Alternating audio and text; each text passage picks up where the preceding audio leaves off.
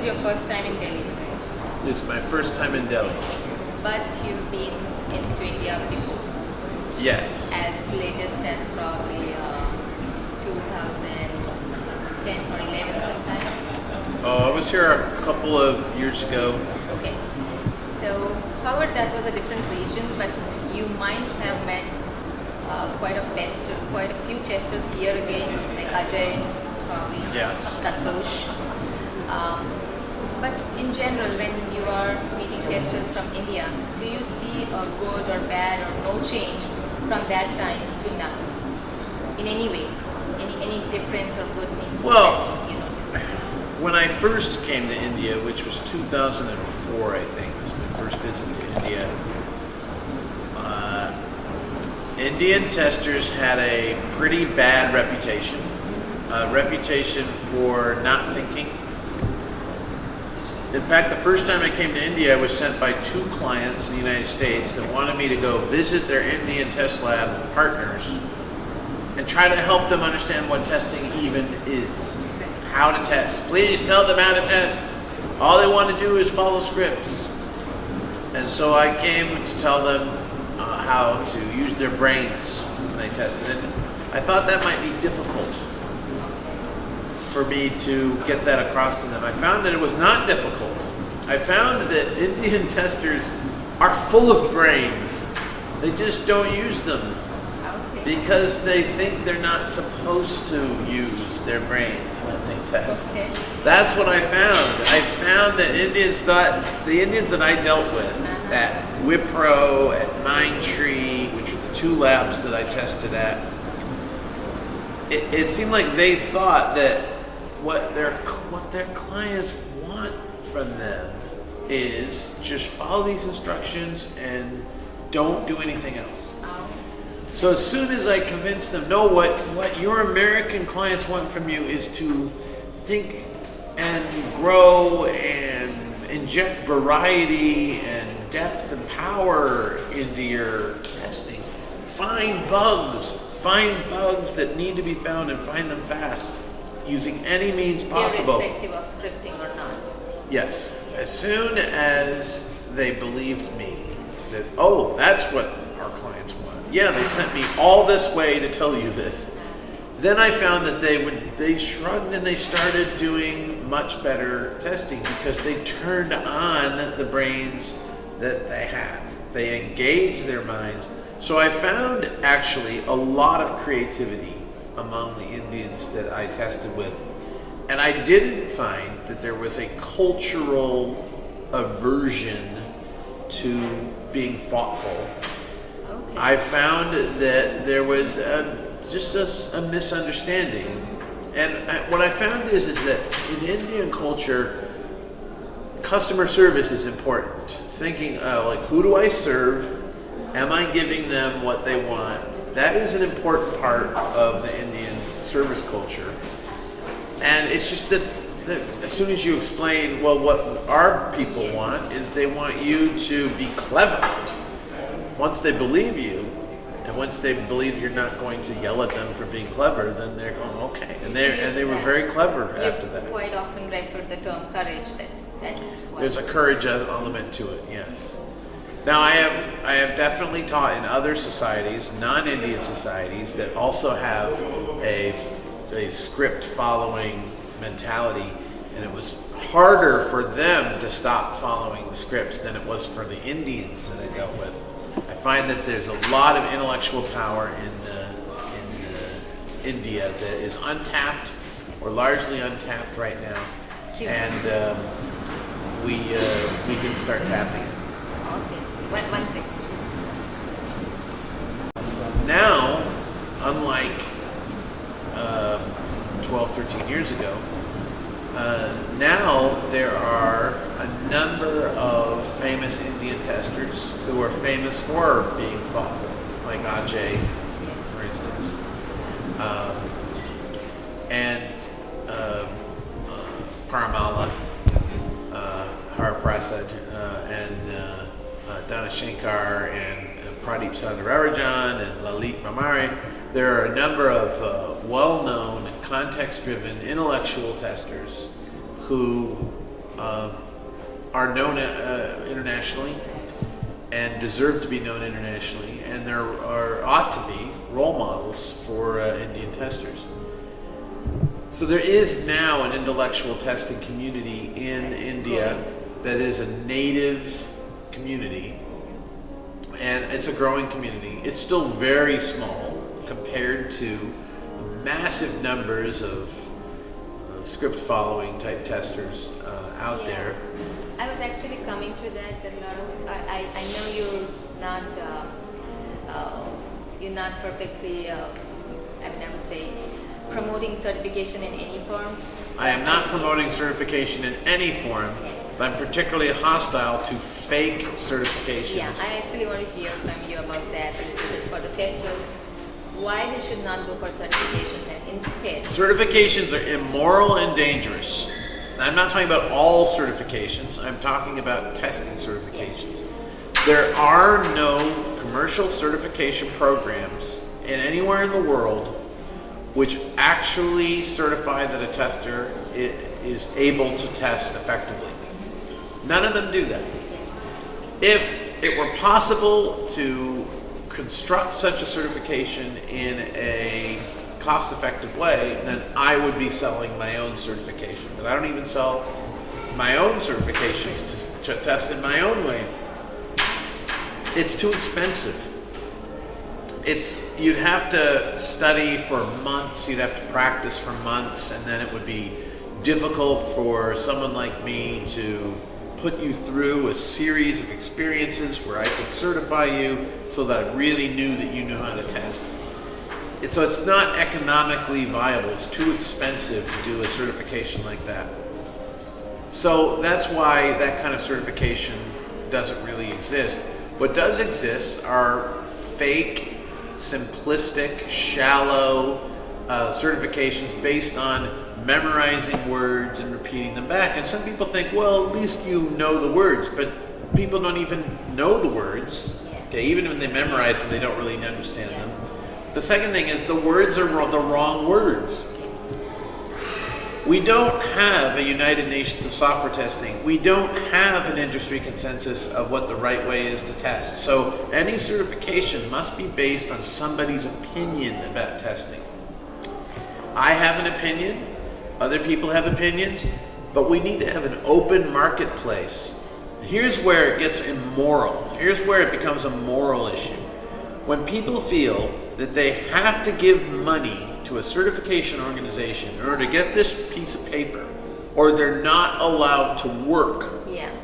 That's immoral. That means that these people who are selling these fake certifications are taking money. It's like a protection racket. It's like something mobsters do, like the mafia does this. It's creating a barrier to people to get work. And it is a barrier that's not based on skill, it's not based on anything important. And it seems like that is, to me, very wrong to give money to people to do that. I don't have any certifications, and I get work. And how do I do that? Because I have a reputation. And I built my reputation, and anyone else can build their reputation too. And there's a lot of us in the context-driven community who help people build their reputations so that they don't have to get these silly certifications. So which also brings me to this question, James, that you mentioned words, semantics. A lot of times people don't even know the right words, a lot of times they don't use them correctly. They don't understand the meaning of it when they're using it. Right. So, and obviously we don't have a United Nations of testing words collection, something which is like a global language. So, having said that, we still see a lot of people think that the discussion between manual testing or the discussion, about manual testing or discussion between automation testing and checking is about semantics. It is not about, first of all, it is about semantics because the word semantics means meaning. Right. And of course it's about meaning. When they say semantics, what they mean by that is they mean it's just a silly nitpicking about labels. Mm-hmm. It's not silly and it's not nitpicking. It is very important. It is important to know what we're doing, why we're doing it, and how we're doing it. And when people use words that are poorly thought out and have silly implications, it damages our industry, it damages our credibility.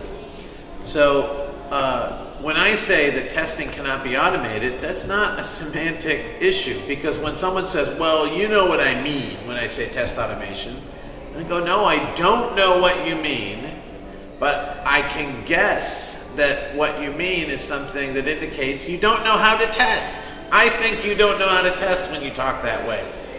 And that's not a matter of semantics, it's a matter of professional respect, it's a matter of professional conduct. And I require any colleague of mine to be serious about their craft and to take their descriptions of what they do seriously. Just the same way that if you're a doctor and you say you have a bug, and someone says, what kind of bug? Is it a virus or a bacteria? Is it viral or is it bacterial infection, doctor? The doctor's not going to say, oh, it's semantics. You know, it's just a little goopy thing that's in you and it's making you sick.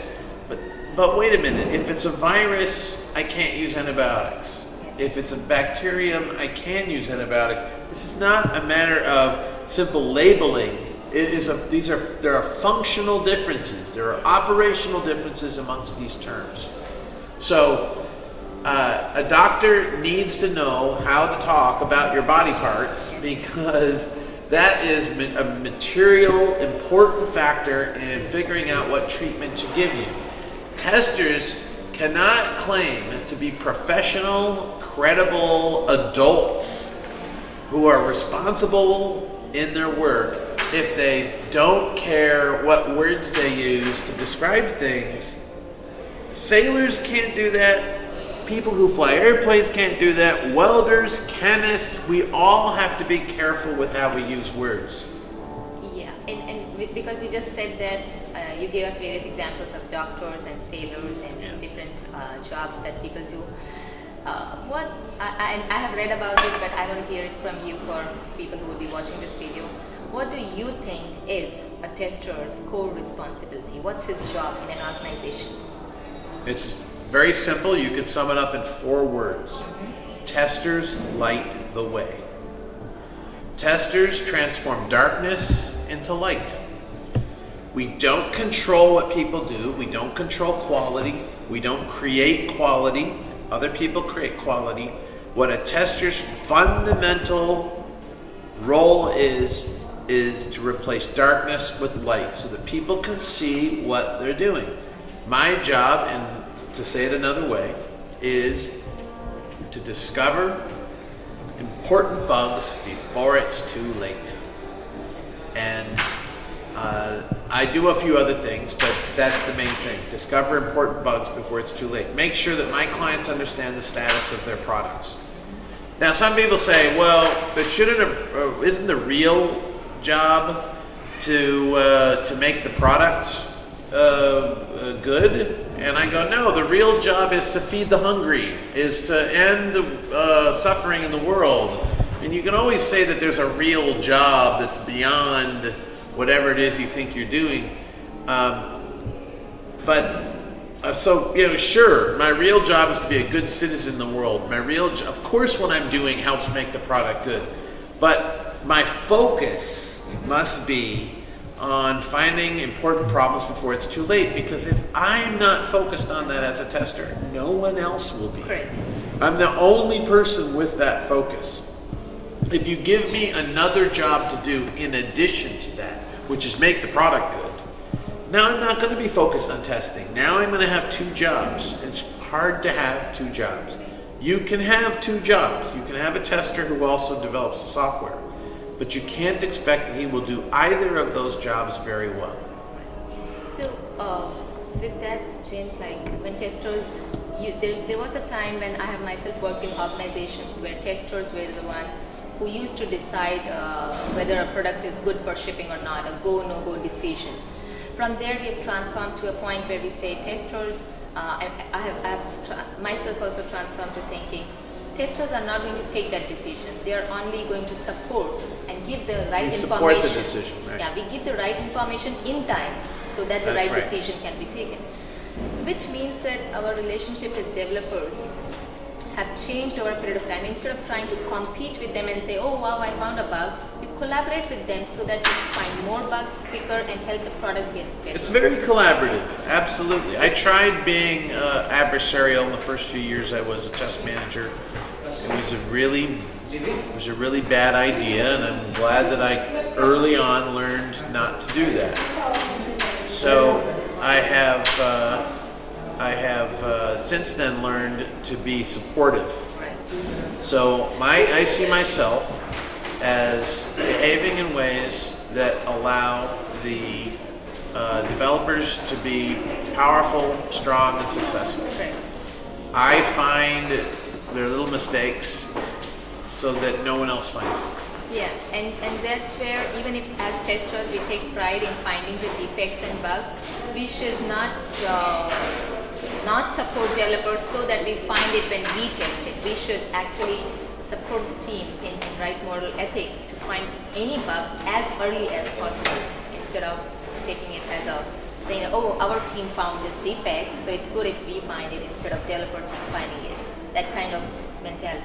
Well, I agree that we should support other people in finding problems when at the earliest moment. And sure, yeah, I think that's a good idea. Except that no one cares about it except testers. That's the reality of it. The reality is like nobody really cares. What developers care about, what I cared about when I was a developer, is designing the code, writing the code. It was really hard for me to think about testing and to think about development at the same time. Other people don't have the enthusiasm for bug finding that testers have. So although we can support other people in doing this stuff, we should probably not expect them to do very much. So I won't keep you here long, James. I want to really hear a few lines of message for the testers here in the NCR region, because there is not much action, but we are so glad that you took time to come here, and we are very, very, very lucky to have you here. So is there anything that testers here in this region where there is not much of action or meetups or events happening? How could we learn better, even with you, like when you are at distance, or even here locally, how could we do things better to develop more thinking testers? Well, first of all, there's a worldwide community of thinking testers, and most of us are really happy to hear from any enthusiastic tester anywhere in the world. There's a tester here today from Sri Lanka who is here basically as my guest, and I wanted her to be here, and I insisted that she be here, and you let her in, and it's because she's so enthusiastic. Yes. And she embodies this philosophy of just try very, very hard and approach people and ask them questions and ask them for help, and maybe they will help you. And we help people who are very enthusiastic and energetic. So if you're passionate to become a good tester, then I have a message for you, which is there are friends that you don't yet know you have all around the world. So reach out and find these friends, and you will find lots of warm acceptance, even if you don't know very much about testing. If you're trying to learn, lots of people will spend their time to help you, and I do that with lots of testers, lots of Indian testers too. Second message I have is learn to speak English and write English as well as you can. Yes. It's very, really important for success in this field. I don't have a sufficient appreciation of that because I'm a native speaker. Yes. But once in a while I reflect on the fact that I have that advantage that I just was essentially born with, and I never had to worry about that. But for the rest of you who are, speak all these wonderful different languages, which I only get to speak my own language, well, English needs to be one of those languages in this field. It's the universal language of technical work. Finally, here's one thing that you can always do to study testing that you have available to you wherever you are. Test something and carefully watch what you do when you test it. Everything that you do, and try writing that down. You will find that there's so much you can learn about testing just to behave intuitively when you test, and then stop yourself and try to ask yourself, why did I just do that thing? What is that thing that I did? Try to learn to put words to this stuff. That's the secret of my success. I watch people test, I watch myself test, and I just put it into words. And then I get credit for being a great testing expert. But anyone can do what I do. People probably have these skills, but they need to be aware of their skills and then work on them. And part of that is systematically watching yourself test. It's not just about testing, it's being able to be credible, and that means you need to be able to talk about testing, and that means you've got to practice watching yourself test and put that into words. And I'm happy to help you do that, but you don't really need my help. Anybody can do that for themselves and blog about it. And if you do this, you'll become more confident and more able to explain and defend testing over time. And then you will rise above the crowd. Thank you. Thank you so much, James. Thanks for your time. Thanks for your interview. Thanks for bringing me on here.